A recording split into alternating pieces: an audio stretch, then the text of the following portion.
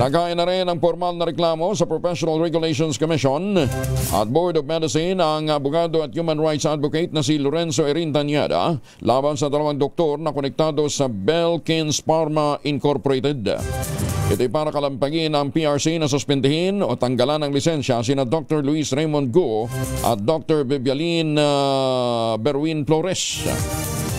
Kaugnay ito ng lumutang na impormasyon sa Senate investigation on 2024 hinggil sa manumalyang operasyon ng naturang kumpanya.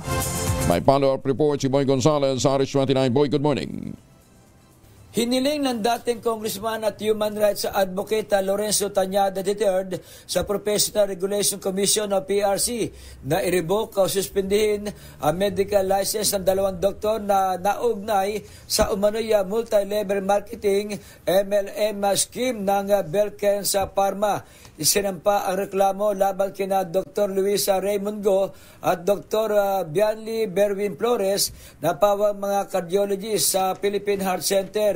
Inakusahan ni Tanyada ang dalawang doktor dahil sa umano'y pagkakasangkot sa mga unethical practices kabilang ang pagkakakitaan at pagtutulak ng mga produkto ng Belkins sa mga pasyente kapalit ng mga komisyon, luxury perks at mga dividend ng investor. Sa reklamo, binanggit ang mga testimonya mula sa 2024 Senate inquiry sa mga di-umano'y MLM practices ng Belkins Pharma Incorporated.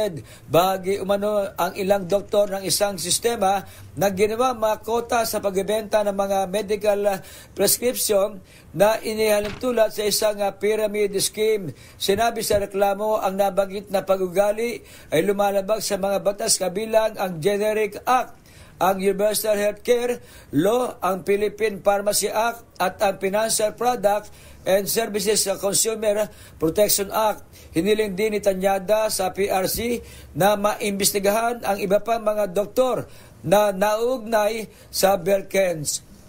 Ito si Boy Gonzalez para sa DCRS, una sa Pilipinas, una sa Pilipino. Maraming salamat, Boy.